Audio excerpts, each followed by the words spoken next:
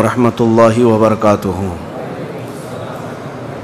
الحمد لله الحنان المنان الذي خلق الإنسان وعلمه البيان، والصلاة والسلام على رسوله سيد الإنس والجان وعلى آله وأصحابه ذوي الخير والإحسان. أما بعد، فأعوذ بالله من الشيطان الرجيم. بسم الله الرحمن الرحيم. لقد كان لكم في رسول الله أسوة حسنة لمن كان يرجو الله واليوم الآخر. صدق الله مولانا العظيم. بارگاہ رسالت معاب صلی اللہ تعالی علیہ وسلم میں درود پاک کا ہدیہ پیش کریں.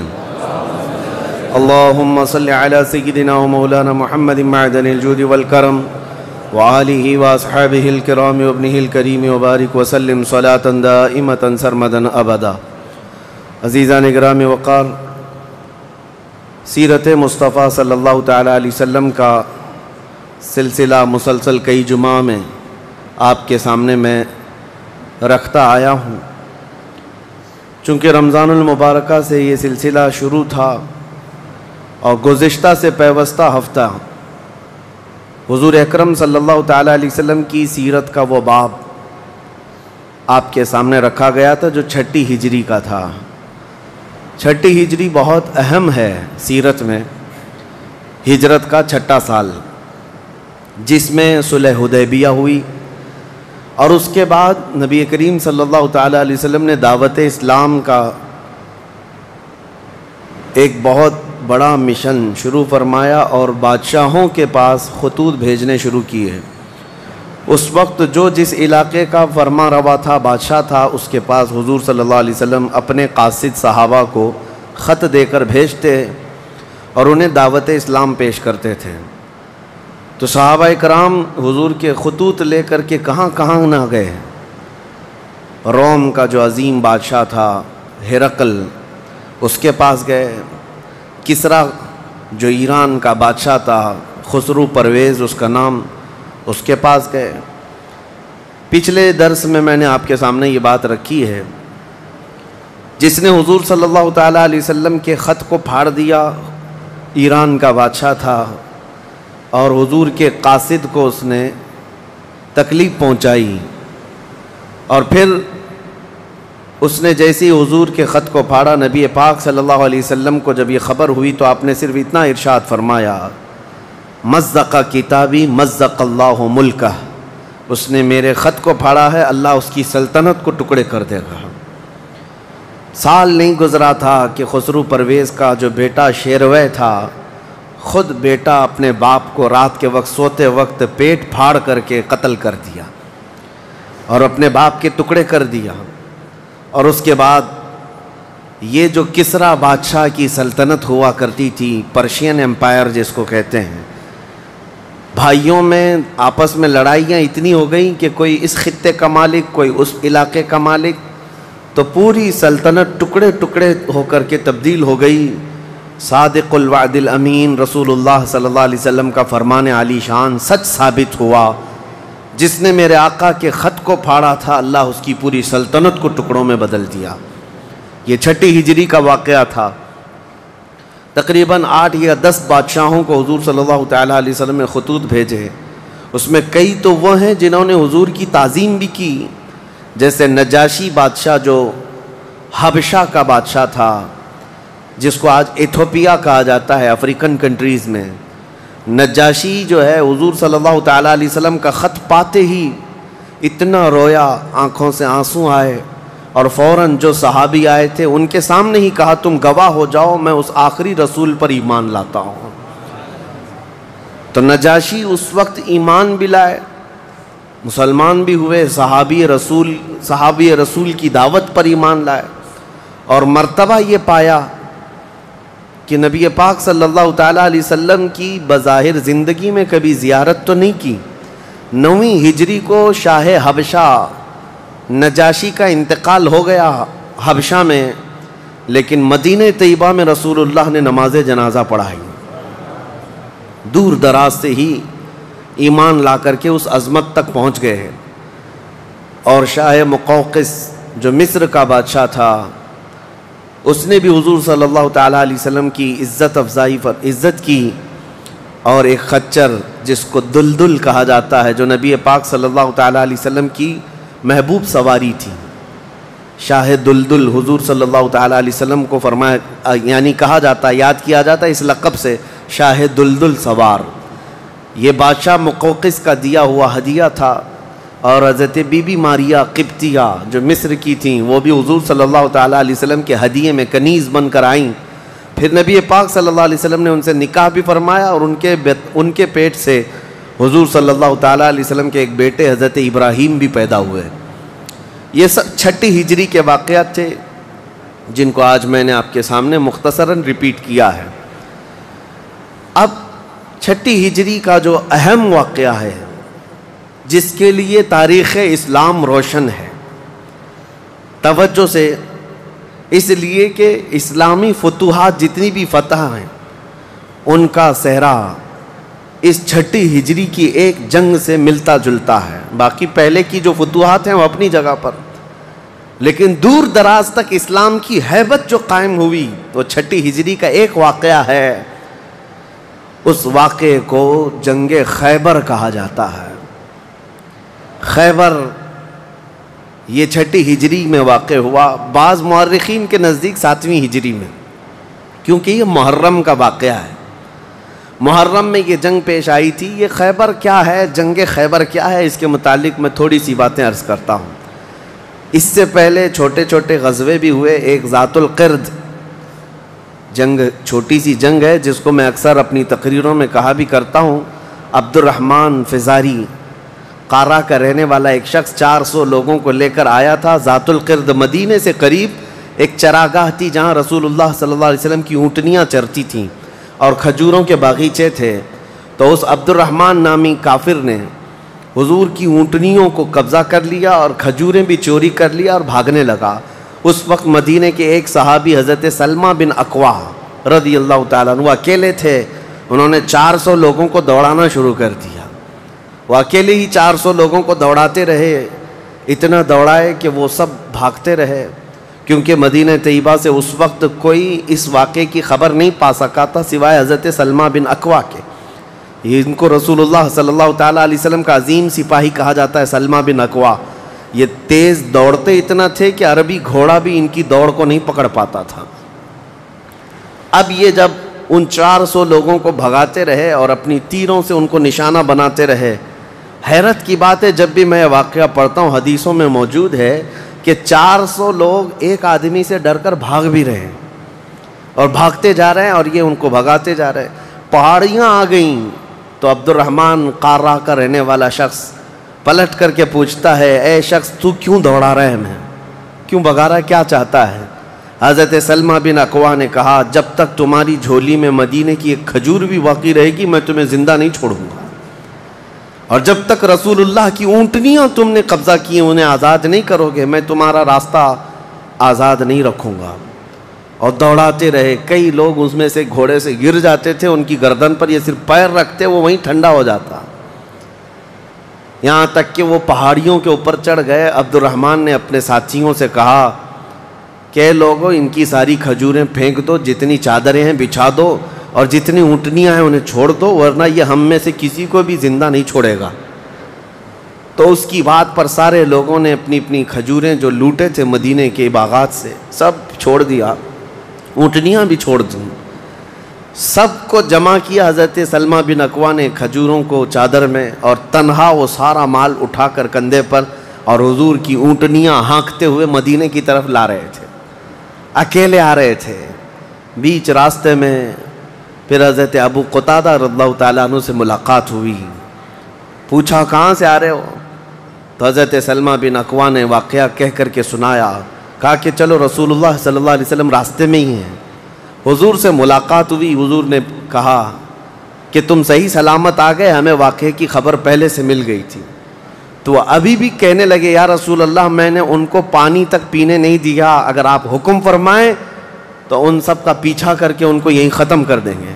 نبی پاک صلی اللہ علیہ وسلم نے مسکرا کر فرمایا، تمہاری جو اونٹنیاں تھی، تمہارے جو کھجور تھے، اس کے تم مالک ہو گئے ہو، ان کا راستہ چھوڑ دو۔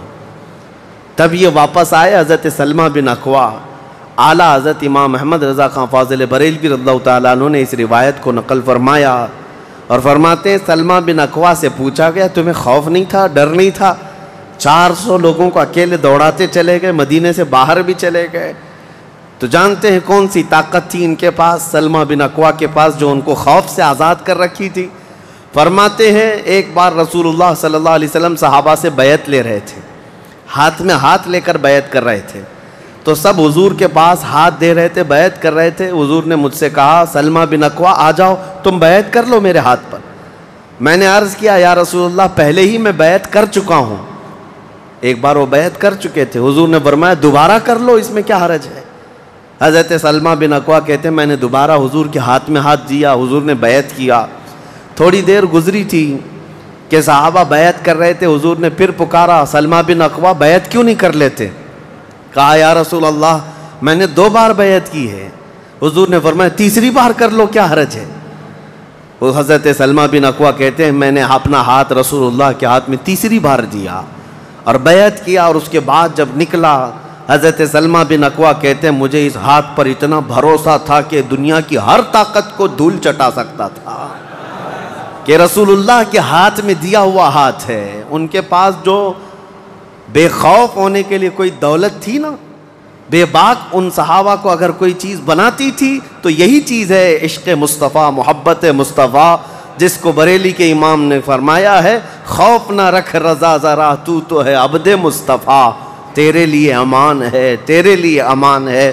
کسی شاعر نے کہا تھا کہ دیوان گانے عشق محمد کو دیکھ کر گھبرا گئی ہے گردش دوراں کبھی کبھی. حضور کے عاشقوں کو دیکھ کر کے دنیا کی طاقتیں بھی گھبرا جاتی تھیں کہ ان کے پاس ہے کون سی طاقت. تو یہ جو چھوٹی سی جنگ واقع ہوئی اس کو ذات القرد کہتے ہیں. اس کے 3 دن کے بعد ہی خیبر کی جنگ شروع ہو گئی تھی. اب خیبر پر ہم آتے ہیں. خیبر کیا ہے؟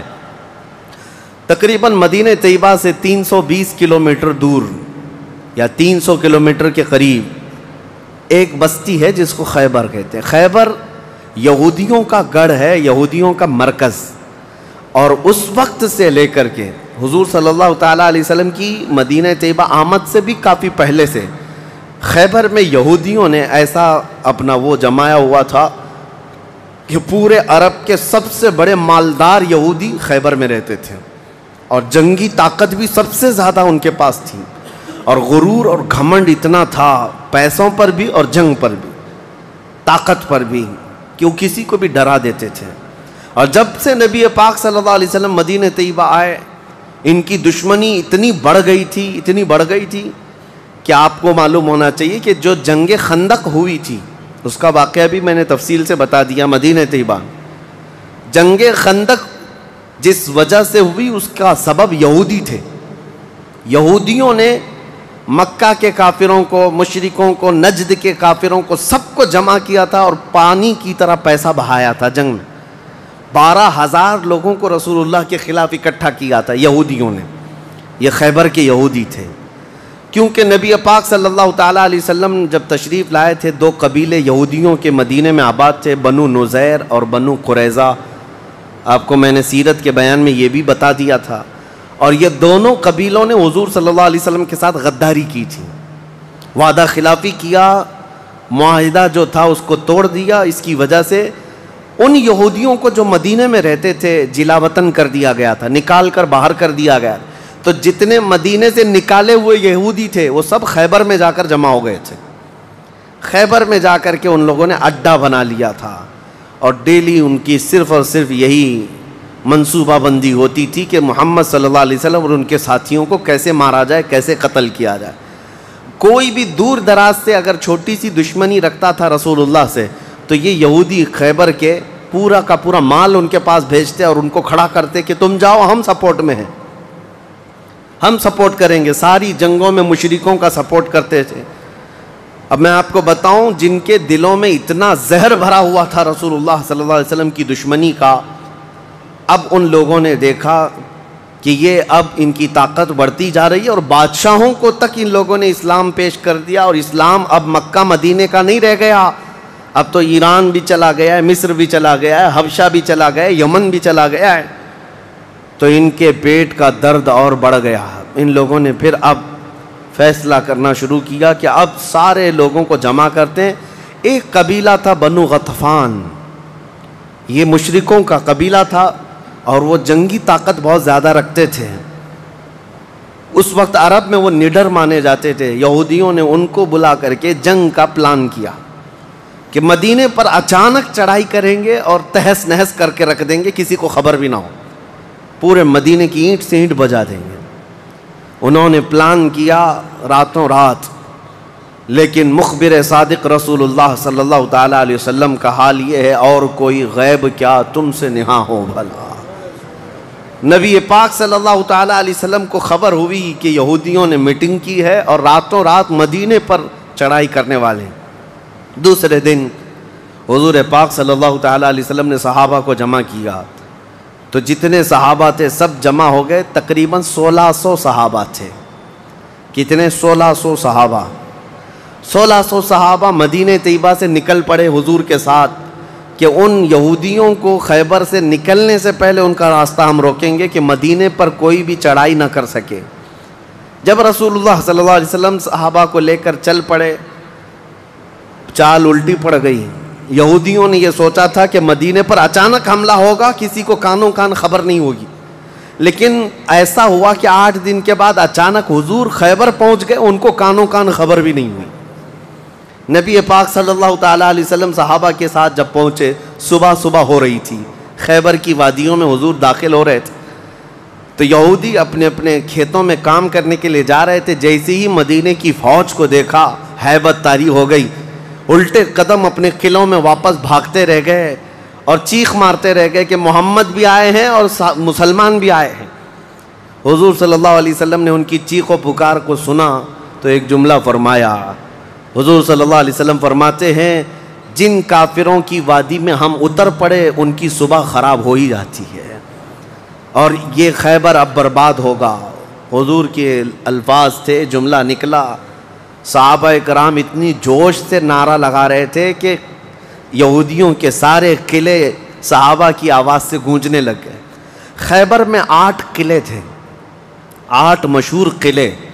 انہوں نے بہت مشہور اس وقت کی طاقتور یعنی عمارتیں ایسی بنا رکھی تھیں کہ ان کا یقین تھا کہ کوئی ان قلعوں کو توڑ نہیں سکے گا۔ اور حد تو یہ ہے کہ آج 1400 سال گزر گئے، ابھی بھی وہ قلعے موجود ہیں، آج بھی موجود ہیں خیبر میں۔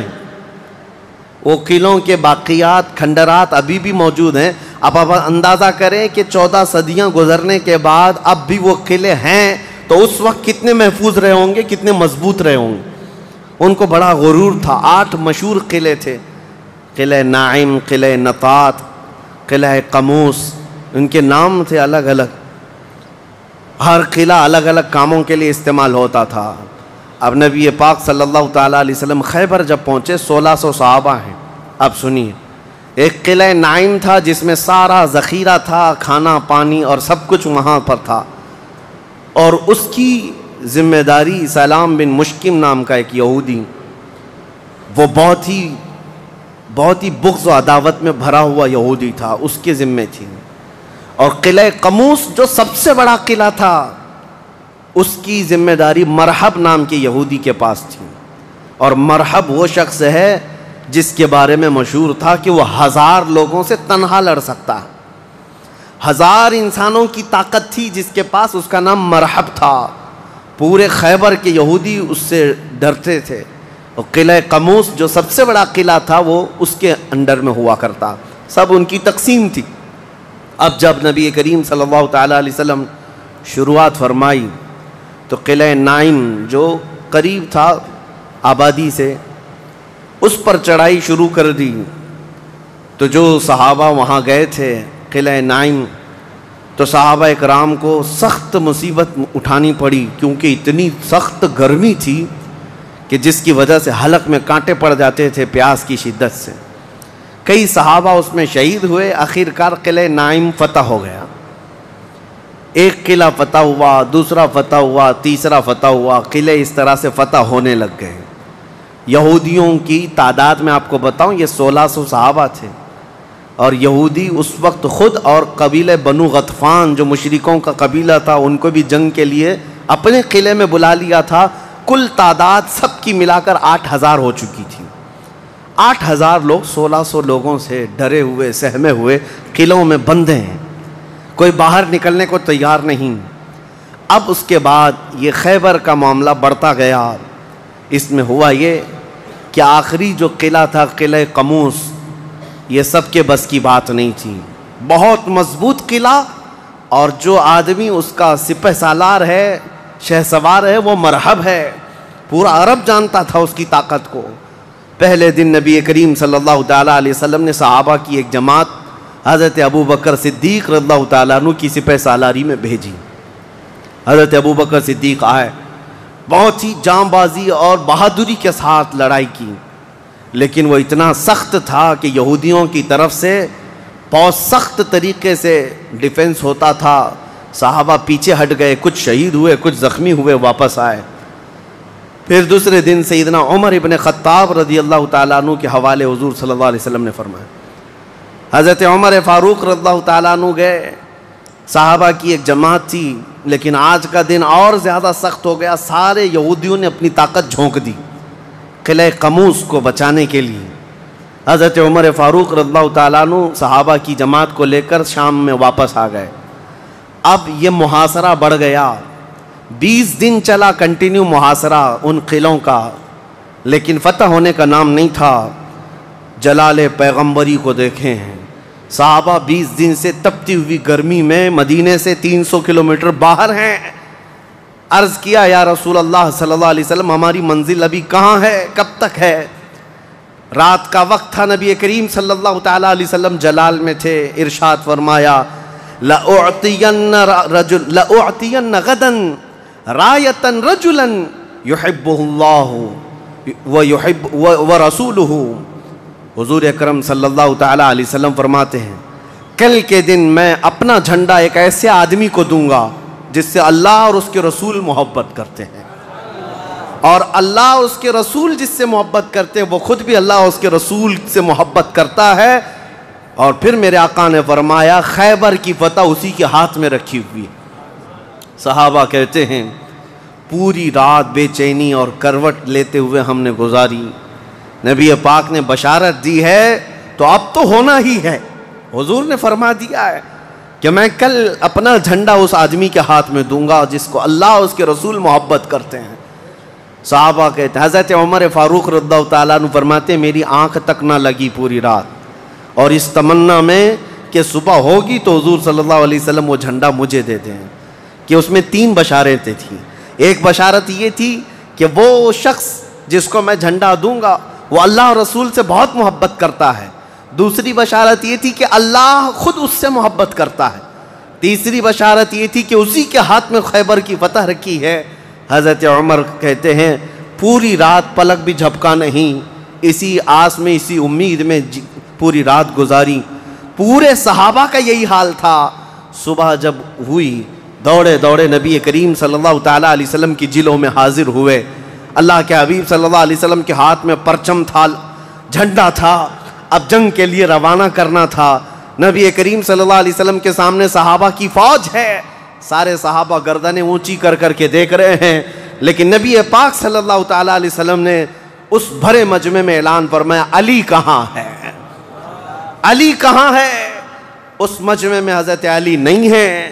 صحابہ نے کہا یا رسول اللہ وہ بخار میں ہیں, بیمار ہیں اور آشوب چشم ہے, آنکھیں لال ہو چکی ہیں, آنکھوں سے پانی آ رہا ہے. نبی کریم صلی اللہ علیہ وسلم نے فرمایا لاؤ, اسی حالت میں بلا لاؤ. صحابہ گئے, حضرت علی کو بلا لائے. بخار کی حالت میں ہیں, آنکھوں میں آشوب ہے, سرخی آ چکی ہے. نبی کریم صلی اللہ علیہ وسلم نے قریب بلایا, اپنا لعاب پاک نکال کر ان کی آنکھوں میں لگایا. حضرت علی فرماتے ہیں مجھے ایسا لگا کبھی آنکھوں میں کوئی مرض آیا ہی نہیں تھا, بخار بھی نہیں تھا. نبی کریم صلی اللہ تعالیٰ علیہ وسلم نے اپنے ہاتھ میں موجود پرچم حیدر کرار کے ہاتھ میں دیا, کہا جاؤ علی تمہارے ہاتھ میں اللہ نے فتح رکھی ہے. میرے عزیزو ایک بات میں آپ کو بتا دوں کہ یہ کیا معاملہ ہے. جب رسول کریم صلی اللہ تعالیٰ علیہ وسلم کو یہ معلوم ہے کہ کہ حضرت علی کے ہاتھ میں ہی یہ جنگ فتح ہونی ہے تو پہلے دن کسی اور کو کیوں بھیجا، دوسرے دن اور صحابی کو بھیجا، یہ 20 دن کا محاصرہ کس بات کا تھا، یہ سارے معاملات کس لیے تھے؟ ایک بات یاد رکھیں، فتح اسلام کے حق میں ہے اور غالب اسلام ہو کر رہے گا، لیکن قدرت کا قانون یہ ہے، جیسے معراج میں بھی آپ کو معلوم ہے نمازیں تو 5 ہی ہونی تھی، لیکن 9 مرتبہ حضور صلی اللہ علیہ وسلم کو آنا جانا کیوں رکھا گیا؟ خدا کی قدرت کا قانون یہ ہے کہ پہلے اسباب کی طرف دیکھو، بعد میں اسباب کا خالق خود تمہارے لیے راستے پیدا فرمائے گا۔ جنگ تو فتح ہونی ہی ہے، لیکن تمہیں اسٹرگل کرنا پڑے گا، میدان میں مشکلیں اٹھانی پڑیں گی، بعد میں فتح تو تمہارے ہاتھ میں اللہ نے دی ہے۔ حضرت علی کرم اللہ وجہہ الکریم اپنے ہاتھ میں پرچم لے کر کے جب قلعہ قموس کی طرف بڑھتے ہیں، جانتے ہیں وہ تاریخ کا وہ عظیم دن ہے، محرم کی غالباً 9ویں تاریخ ہے۔ میں نے شروع میں ہی کہا کہ یہ ایک تاریخ کا ایسا حصہ ہے جس سے ساری باتیں آگے کی فتوحات جڑی ہوئی ہیں۔ کیوں میں آپ کو بتاتا ہوں، حضرت علی جس انداز سے جا رہے تھے اس وقت لوگوں کے اندر ہیبت طاری تھی، صحابہ آپ کے ساتھ تھے۔ جیسے ہی قلعہ قموس کے پاس گئے، سیدھے حضرت علی کرم اللہ وجہہ الکریم نے للکار کر کے مرحب یہودی کو بلایا کہ باہر آ جا اپنے قلعے سے اور مجھ سے مقابلہ کر۔ وہ ہاتھی کی طرح سے ڈیل ڈول رکھتا تھا اور خرامہ خرامہ سامنے آیا اور للکار کر کے کہنے لگا قد علمت خیبر انی مرحب شاک السلاحی مجرب، تمہیں معلوم ہے پورا خیبر مجھے جانتا ہے کہ میں مرحب ہوں۔ شعر پڑھ رہا تھا، پورا خیبر جانتا ہے کہ میں مرحب ہوں، سر سے لے کر پیر تک ہمیشہ ہتھیار میں رہتا ہوں، اور نہایت ہی تجربہ کار آدمی کہ جس کا وار کبھی خالی نہیں جاتا ہے۔ اس کے جواب میں مولا علی کرم اللہ وجہہ الکریم فرماتے ہیں انا الذی سمتنی امی حیدرا کلیث غابات کریہ المنظرا، تجھے پتا ہے میری ماں نے ہی میرا نام حیدر رکھا ہے۔ حیدر کا مطلب ہوتا ہے شیر، میری ماں نے میرا نام حیدر رکھا ہے، کلیث غابات کریہ المنظرا، ہیبت ناک شیر جب بھوک کی وجہ سے کچھار میں دہاڑتا ہے اس کو حیدر کہا جاتا ہے۔ جب یہ رجزی اشعار کا تبادلہ ہو رہا تھا، وہ یہودی مرحب جو سر پر ٹوپی پہنتا تھا ویسی ٹوپی لوہے کی کسی کے پاس تھی نہیں، جسم پر جو لوہے کا خود لباس ہوتا تھا ویسا لباس کسی کے پاس نہیں تھا۔ مقابلے میں وہ آیا اور اس نے حضرت علی کرم اللہ وجہہ الکریم پر بہت تیز وار کی، لیکن وار خالی گیا۔ حضرت علی کرم اللہ وجہہ الکریم پر کوئی وار نہیں آیا۔ پلٹ کر جب حیدر کرار نے وار ماری تو اس کی خود کو ٹوپی کو کاٹتا ہوا یہاں تک کہ اس کے جبڑوں تک حضرت علی کی تلوار آ گئی، اس کے دانتوں کو تک کاٹتی ہوئی آ گئی۔ اس کے بعد دوسرا وار بھی نہیں پڑا تھا کہ مرحب زمین پر ڈھیر ہو کر تڑپنے لگ گیا۔ اتنا ہی نہیں ہے کہ یہ منظر دیکھ کر کے جتنے یہودی تھے سب کے سب ٹوٹ پڑے۔ کس پر؟ حیدر کرار پر۔ اکیلے بطل جلیل ہیں، جس طرف سے آتے تھے صحابہ کہتے ہیں حضرت علی کی تلوار اس دن جو چمک رہی تھی ہمارے جسموں میں ہیبت طاری تھی، کبھی ادھر چمکتی ہے کبھی ادھر چمکتی ہے۔ آپ کو پتا ہے ایک لقب آپ کا کرار ہے۔ کرار کا مطلب کیا ہوتا ہے؟ پلٹ پلٹ کر کے حملہ کرنے والا، اور ایسا حملہ کرنے والا کہ سامنے والے کو سنبھلنے کا موقع بھی نہیں دیتا۔ حضرت علی کی تلوار نے اتنے وار کیے کہ یہودیوں کی صفیں درہم برہم ہو گئی۔ بعض تو لوگوں نے یہ سوچا کہ جان بچانے میں عافیت ہے، جب ہمارا سردار ڈھیر ہو کر تڑپ رہا ہے ہمیں اس سے مقابلے کی کیا تاو ہے۔ بڑھتے گئے حضرت علی، سیدھے قلعہ قموس جو تھا وہاں جا کر کے کھڑے ہو گئے تو یہودیوں میں ایک اعلان ہوا کہ اگر یہ علی بن ابی طالب قلعے کے اندر گھس گیا تو خیبر قیامت تک ہمارے ہاتھ میں نہیں آ سکتا، اپنی طاقت لگا دو۔ سارے یہودی ٹوٹ پڑے، جتنی فوجیں تھی ٹوٹ پڑی۔ جانتے ہیں حضرت علی اپنا ڈیفنس کیسا کر رہے تھے، اپنے بچاؤ کے لیے کیا کر رہے تھے؟ قلعہ قموس کے دروازے کو جو پھاٹک تھا ایک ہاتھ سے اکھاڑ دیا اور بائیں ہاتھ سے صرف دروازہ پکڑتے تھے، سیدھے ہاتھ سے تلوار سے حملہ کیا کرتے تھے۔ ایک ہاتھ میں دروازہ لے کر کے ڈیفنس کر رہے ہیں، ڈھال بنائے ہوئے ہیں، جہاں سے تیر آئے یا تلوار آئے اس دروازے سے آپ نے اپنے آپ کا ڈیفینس کیا ہے۔ صحابہ کہتے ہیں ہم دیکھتے رہے، وہ دروازے کو ایسے اپنے ہاتھ میں نچھا رہے تھے جیسے کوئی چھوٹا کھلونا اپنے ہاتھ میں نچھایا جاتا ہے۔ حضرت علی کرم اللہ وجہہ الکریم نے اس قلعے کا پھاٹک توڑ دیا جس کو 20 دنوں سے صحابہ جا کر کے آ رہے تھے، توڑ نہ سکے تھے۔ پھر اس کے بعد جب جنگ ٹھنڈی ہوئی، بعض لوگ یہ کہتے ہیں کہ قلعے کا پھاٹک اٹھا کر کے پھینک دیا، پھینکا نہیں، پوری جنگ بھر حضرت علی اس دروازے کو پکڑ کر کے جنگ کرتے رہے اور قلعے کے اس دروازے کو اپنی ڈھال بنائے رہے۔ جب یہودی سرد پڑ گئے، ٹھنڈے پڑ گئے، تو اس قلعے کے دروازے کو آپ نے اٹھا کر پھینک دیا۔ صحابہ کہتے ہیں ہم بعد میں، چونکہ وہ راستے میں پڑا تھا، اٹھانے کے لیے گئے تو 40 صحابہ مل کر کے اس دروازے کو اٹھا نہ پا رہے تھے۔ جو تنہا حیدر کرار اتنی دیر تک اپنے ہاتھ میں لے کر کے لڑتے رہے۔ کون ہے یہ حیدر کرار؟ یہ وہی حیدر کرار ہے جب رسول اللہ صلی اللہ علیہ وسلم نے مکہ مکرمہ میں سب سے پہلے اسلام کی دعوت دی تھی تو مکہ والوں نے انکار کیا تھا۔ 9 سال کا ایک بچہ کھڑا ہوا تھا، کہا یا رسول اللہ میں آپ کے دین کی حمایت کروں گا۔ پتلی پتلی ٹانگیں تھی، کمزوری تھی۔ رسول اللہ نے اس 9 سال کے بچے کو دیکھا اور سینے سے لگایا اور بارگاہ رب العزت میں عرض کیا کہ مولا اس کی ٹانگوں میں اور اس کی بازوؤں میں تو طاقت عطا فرما۔ وہ 9 سال کا بچہ جب 25 سال کا ہو گیا تو فاتح خیبر بن کر کے نکلا، حیدر کرار بن کر کے نکلا۔ اسی لیے سچ کہا ہے جس نے کہا ہے شاہ مرداں شیر یزداں قوت پروردگار، لا فتح الا علی لا سیف الا ذوالفقار۔ یہ ہے جس کا مطلب یہ ہوتا ہے فارسی میں شاہ مرداں شیر یزداں۔ نوجوانوں کا اگر کوئی بادشاہ ہے تو وہ حیدر کرار ہے۔ شیر یزداں اگر اللہ کا کوئی شیر ہے تو حیدر کرار ہے۔ قوت پروردگار، اللہ کی طاقت کا مظہر دیکھنا ہے تو وہ علی بن ابی طالب ہے۔ لا فتح الا علی، سچ کہا جس شاعر نے کہا لا فتح الا علی۔ پورے لوگوں میں اگر جوان کوئی کہانے کے لائق ہے تو وہ علی بن ابی طالب کا نام ہے۔ لا سیف الا ذوالفقار، اور دنیا میں اگر کسی تلوار کو تلوار کہلانے کا حق ہے تو وہ ذوالفقار حیدری کا نام ہے۔ عزیزان گرامی اوقات، یہ خیبر فتح ہوا، جیسے یہ خیبر فتح ہوا صحابہ میں اتنا جوش بھر گیا تھا، نہ قلعہ قموس باقی رہا نہ مرحب باقی رہا۔ اور خیبر کو جو مولا علی نے اس وقت توڑا تھا، 14 صدیاں گزر گئی، آج تک یہودیوں کا اس میں داخلہ نہ ہو سکا تھا۔ یہودیوں کو پتا تھا ایک بار علی اس میں داخل ہو گیا تو قیامت تک خیبر ہمارے ہاتھ میں نہ آ سکے گا۔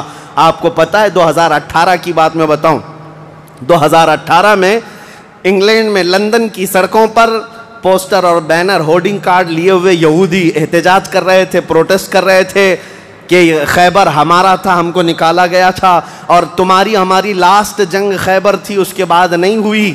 اس طرح کی باتیں، یعنی میں نے محسوس کیا کہ مسلمان تو بھول گئے خیبر کیا ہے۔ یہودیوں کو جن کو مار پڑی تھی آج بھی یاد ہے کہ مولا علی نے کیسے مارا تھا، آج بھی یاد ہے کہ حیدر کرار کی وار کیسی تھی۔ صدیاں گزر گئیں، وہ زخم ابھی تک بھرا نہیں ہے۔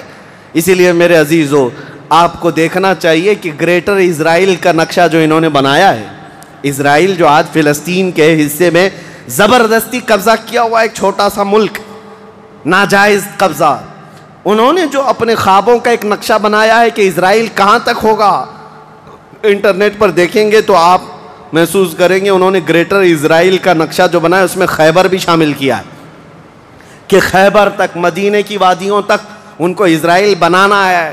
جہاں سے ہم نکلے تھے وہاں واپس آئیں گے، لیکن انشاءاللہ العزیز ایسا کبھی نہیں ہوگا۔ مولا علی کرم اللہ وجہہ الکریم کی وار جو پڑی تھی وہ قیامت تک تازہ رہے گی انشاءاللہ۔ میرے عزیزو، خیبر فتح ہونے کے بعد اب عدل مصطفیٰ کو بھی دیکھو، نبی کریم صلی اللہ تعالیٰ علیہ وسلم، یہ وہ یہودی ہیں جو ساری جنگوں میں جڑ کا کام کرتے رہے، جڑ کا کام کرتے رہے، لوگوں کو بھڑکانے میں، حضور کے خلاف دشمنی پر ابھارنے میں، پیسہ بہانے میں، سب کام کرتے رہے۔ آج سب ٹوٹ کر بکھر گئے۔ نبی کریم صلی اللہ تعالیٰ علیہ وسلم کو اب کیا کرنا تھا؟ حضور صلی اللہ علیہ وسلم نے دوسرے دن جب صحابہ سے مشورہ لیا، صحابہ نے عرض کیا جیسے ان کو مدینے سے بھگایا گیا تھا، خیبر سے بھی نکال دیں، یہاں سے بھی نکال کر ان کو جلا وطن کر دیں۔ لیکن وہ مصطفیٰ کریم صلی اللہ تعالیٰ علیہ وسلم جو عظیم اخلاق لے کر کے زمین پر تشریف لائے، خیبر کے یہودیوں سے پوچھا کہ تم کو جلا وطن کیا گیا تھا اور تم نے بار بار ایگریمنٹ توڑا، معاہدے توڑے، اب یہاں سے بھی تمہیں جلا وطن کرنے کا مشورہ آیا ہے صحابہ سے؟ یہودیوں نے رونا دھونا شروع کیا اور کہا آپ اللہ کے نبی محمد مصطفیٰ صلی اللہ علیہ وسلم عدل کے شہسوار ہیں، ہمیں موقع عطا کریں، ہم خیبر چھوڑ کر جانا نہیں چاہتے، ہماری زمینیں ہمیں دے دیں، لیکن سال بھر میں جتنی بھی اس کی آمد ہوگی اس کا آدھا ہم مدینے پہنچا دیں گے، کھجوریں ہوں، فصلیں ہوں۔ نبی کریم صلی اللہ تعالیٰ علیہ وسلم نے سب کو معاف کر دیا، خیبر ان کے حوالے کر دیا، اور پھر وہ آدھا حصہ مدینہ طیبہ ہر سال دینے کے لیے راضی ہو گئے، اور اس پر حضور صلی اللہ علیہ وسلم نے فیصلہ فرما لیا۔ اب اتنی بات نہیں، حضرت عبداللہ بن رواحہ رضی اللہ تعالیٰ عنہ ہر سال جب یہ خیبر آتے یا ایک دوسرے صحابی یہ آدھا حصہ لینے کے لیے آتے تھے تو پورے خیبر کے یہودی مال جمع کرتے، اس میں آدھا آدھا حضرت عبداللہ فرما دیتے، اور اس کے بعد یہ نہیں ہے کہ لے کر کے نکل جاتے، سارے یہودیوں کو جمع کرتے، کہا میں نے پورے مال کا آدھا آدھا کیا ہے، ان میں سے جو حصہ تمہیں پسند ہے وہ رکھ لو، باقی مدینے بھیج دو۔ یہودی کہتے ہیں ایسا عدل ہم نے کہیں دیکھا ہی نہیں کہ ہمیں پہلے کہہ دیا جائے، ورنہ کوئی بھی ہوتا حاکم تو اچھا مال اٹھا لیتا اور برا مال چھوڑ کے چلا جاتا۔ یہ رسول اللہ کے صحابہ تھے، کہتے جو تمہیں پسند ہے وہ رکھ لو، جو چھوٹ گیا وہ مدینے بھیج دو۔ اتنے ہونے کے باوجود بھی حضور صلی اللہ تعالیٰ علیہ وسلم کے ساتھ انہوں نے کیا کیا؟ حضور 3 دن کے بعد خیبر سے نکل رہے تھے، زینب نام کی ایک خاتون تھی جس کا شوہر قتل ہو گیا تھا، وہ حضور صلی اللہ تعالیٰ علیہ وسلم کے پاس بڑی محبت لے کر کے آئی، بہت محبت کے ساتھ، اور یوں کہا کہ میں آپ کی پیروکار ہوں، بڑی مشتاق تھی آپ کے دیکھنے کی، آپ میرے گھر تشریف لائیں۔ حضور صلی اللہ تعالیٰ علیہ وسلم کو اور کچھ صحابہ کو اس نے اپنے گھر پر دعوت کی، اور دعوت کیا کیا؟ کھانے میں اور گوشت میں نہایت ہی خطرناک زہر ملایا اور حضور صلی اللہ تعالیٰ علیہ وسلم کو زہر دیا۔ جو صحابہ موجود تھے حضور صلی اللہ علیہ وسلم کے ساتھ دعوت میں، جیسی حضور نے پہلا لقمہ اٹھایا، جو گوشت کی بوٹی تھی یا جو لقمہ تھا وہی بول پڑا رسول اللہ صلی اللہ علیہ وسلم کہ مجھ میں زہر ملا ہوا ہے۔ نبی کریم صلی اللہ تعالیٰ علیہ وسلم نے ابھی اپنی زبان پر لگایا ہی تھا، نکال کر پھینک دیا، لیکن دوسرے ایک صحابی حضور سے پہلے پیٹ بھر کر کھا چکے تھے اور وہ زہر کے اثر سے فوراً ہی شہید ہو گئے۔ یہ یہودیوں نے حضور کے معافی کے بعد، اعلان کے بعد پھر بھی یہ ہرزہ سرائیاں، یہ سارے کام کرتے رہے اور آج تک کرتے آئے ہیں۔ آج تک نبی کریم صلی اللہ تعالیٰ علیہ وسلم نے اس کے باوجود معلوم ہونے کے بعد یہودیوں کو بلایا کہ اس خاتون کا کیا کیا جائے۔ اس نے اقرار کر لیا، کہا کہ ہاں ہم نے زہر ملایا تھا۔ کہا کیوں؟ کہا ہم یہ دیکھ رہے تھے اگر آپ اللہ کے سچے رسول ہیں تو آپ کو خبر ہو جائے گی، ورنہ ہم کو آپ سے نجات مل جائے گی، ہم بچ جائیں گے، آپ زہر سے ختم ہو جائیں گے۔ نبی کریم صلی اللہ تعالیٰ علیہ وسلم تو زہر کے اثر سے کچھ نہیں ہوا اور حضور بچے اس زہر سے، لیکن ان یہودیوں میں سے کوئی بھی اسلام کی طرف آیا بھی نہیں۔ نبی کریم صلی اللہ تعالیٰ علیہ وسلم نے اس خاتون سے بدلہ نہیں لیا، اسے معاف کر دیا، اپنی ذات کے لیے حضور نے کبھی بدلہ لیا ہی نہیں، اسے چھوڑ دیا اور پھر وہاں سے نکل پڑے۔ یہ زہر کا جو اثر تھا پوری زندگی بھر رسول کریم صلی اللہ تعالیٰ علیہ وسلم کے تالو پر، سر پر اثر لگا رہا، جلن ہوتی تھی، تھوڑا چکھا ہی تھا۔ اتنا خطرناک زہر یہ یہودیوں کے پاس ہوا کرتا کہ انہوں نے اپنے زہر سے کئی لوگوں کو مارا ہے۔ یہ یہودی ایسی قوم ہے جس پر اللہ تعالیٰ نے قرآن میں لعنت فرمائی، یوں ہی نہیں۔ بعض لوگوں کو لگتا ہے کہ بار بار اس ٹاپک پر کیوں ہیں؟ ارے میاں ہم ہر نماز میں یہ کہتے ہیں غیر المغضوب علیہم ولا الضالین، سورہ فاتحہ کے آخر میں المغضوب کا مطلب ہے جس پر اللہ کا غضب ہوا، وہ قوم یہودیوں کی ہے۔ سورہ فاتحہ میں ہم اللہ کی بارگاہ میں پناہ مانگتے ہیں کہ اللہ جس قوم پر تیرا غضب نازل ہوا اس قوم سے ہمیں بچائے رکھ، ان کے راستے سے ہمیں بچائے رکھ۔ یہ اتنی خطرناک سازشی قوم ہے کہ آج پوری دنیا کو انہوں نے ہلا کر رکھا ہے، آج پوری دنیا کو کریڈٹ نظام پر لا کر رکھا ہے۔ یہ جتنے ورلڈ کے بڑی بڑی بینکیں ہیں انہوں نے اپنے ہاتھ میں رکھا ہے، سونے پر یہ اپنا قبضہ جمائے ہوئے ہیں۔ جیولری اس کو نام دیا گیا ہے، سونے چاندی کے تمام زیورات کو جانتے ہیں۔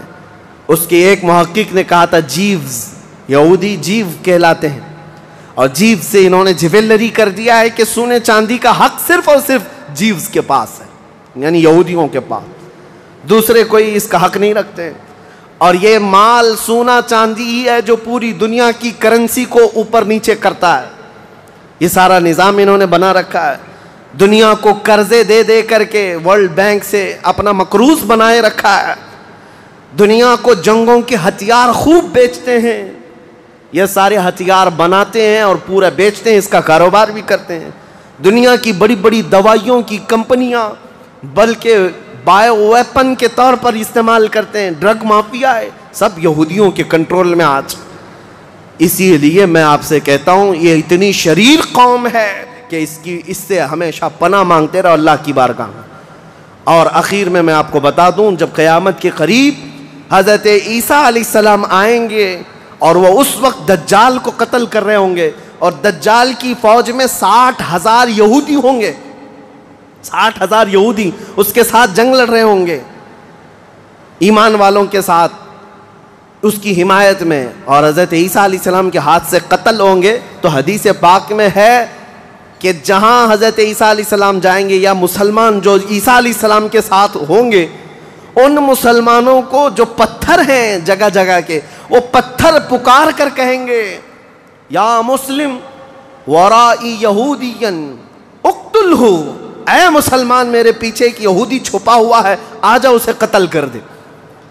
پتھر تک بولے گا کہ یہودی یہاں چھپا ہوا ہے۔ اس سے آپ اندازہ کریں یہ ایسی شریر قوم ہے جس سے پتھر بھی پناہ مانگتے ہیں۔ عزیزان گرامی وقات، سیرت کا یہ حصہ تھا 6 ہجری کا۔ میں نے جو شروع میں بات کی تھی اس کو کمپلیٹ کر دیتا ہوں کہ ساری جنگوں کا دار و مدار پھر خیبر پر کیوں ہے۔ اس کی وجہ تھی کہ 6 سال تک جب سے مدینے میں حضور تھے وہ گٹ جوڑ کی جیسے سچویشن تھی، کبھی یہودیوں کے ساتھ مل کر کے مشرکوں سے لڑتے تھے، لیکن جب خیبر فتح ہوا، خیبر میں سب سے بڑی طاقت تھی یہودیوں کی، پیسہ سب سے زیادہ تھا، جنگی طاقت سب سے زیادہ تھی۔ جیسے ہی خیبر فتح ہوا، ایران بھی کانپنے لگ گیا، روم بھی کانپنے لگ گیا، مصر بھی کانپنے لگ گیا، سارے بڑے بڑے ممالک جو ہیں وہ مسلمانوں کی ہیبت سے کانپنے لگ گئے۔ اسی لیے ہم کہتے ہیں دنیا کی جتنی فتوحات بعد میں ہوئی، وہ ڈر اور خوف ان کے دلوں پہ ایسا سوار تھا کہ انہوں نے خیبر کے ٹکڑے کر کے رکھے ہیں، لہٰذا مسلمانوں کے مقابل میں آنے کی کوئی جرات نہ کر سکا۔ اسی لیے ہم کہتے ہیں باقی ساری فتوحات کا صحرا بھی خیبر کے فاتح مولا علی کرم اللہ وجہہ الکریم کے سر جاتا ہے۔ اسلام کی فتوحات کی بنیاد حیدر کرار کے سر پر جاتی ہے۔ اللہ کریم زندگی بھر ہمیں مولا علی کرم اللہ وجہہ الکریم کے عاشقوں میں شمار فرمائے، اور دعا یہی کرتے ہیں کہ اے مولا ہم سب کو بازوئے حیدر عطا فرما، بازوئے علی بن ابی طالب کی قوت عطا فرما۔ اے کریم خدا اسلام کو پھر سے سرخ روئی عطا کر دے، امت مصطفیٰ کو پھر سے عزت و وقار عطا فرما دے۔ کریم خدا رحم الراحمین مولا تیرے حبیب پاک صلی اللہ تعالیٰ علیہ وسلم کے جلوں میں زندگی عطا فرما، ان کے قدموں میں ہمیں موت عطا فرما۔ وآخر دعوانا الحمدللہ رب العالمین۔ السلام علیکم۔